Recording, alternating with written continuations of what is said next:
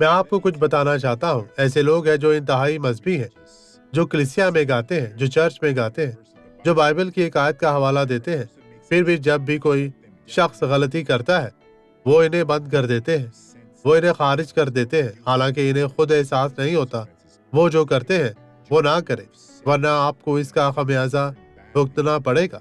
دیکھیں کہ ایوب کی بیوی نے کیا کہا۔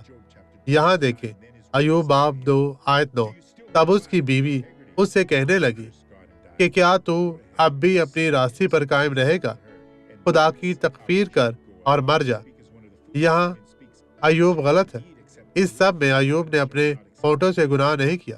اس نے خلوص کے ساتھ کہا۔ بہت سے وقت ایسے ہوتے ہیں جہاں آپ نے گناہ نہیں کیا ہوتا، آپ کو یہ کرنے کے قابل کرنے کے لیے قائل کیا گیا ہوگا۔ آئیں اب دعا کریں۔ باپ، کتنے لوگ ہیں جو خود پر الزام لگاتے ہیں، کہتے ہیں میں نے ظلم کیا ہے، میں نہیں بچ سکتا۔ انہوں نے گناہ کو عملی جامہ نہیں پہنایا، لیکن وہ اس میں جذباتی طور پر شامل ہو چکے ہیں۔ خداوند، وہ ذہنی طور پر ملوث تھے۔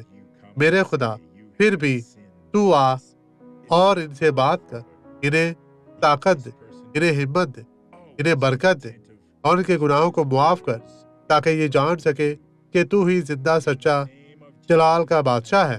اور میں یسوع کے نام میں ہر طرح کی بدی کو حکم دیتا ہوں کہ یسوع کے نام میں چلی جا۔ آمین۔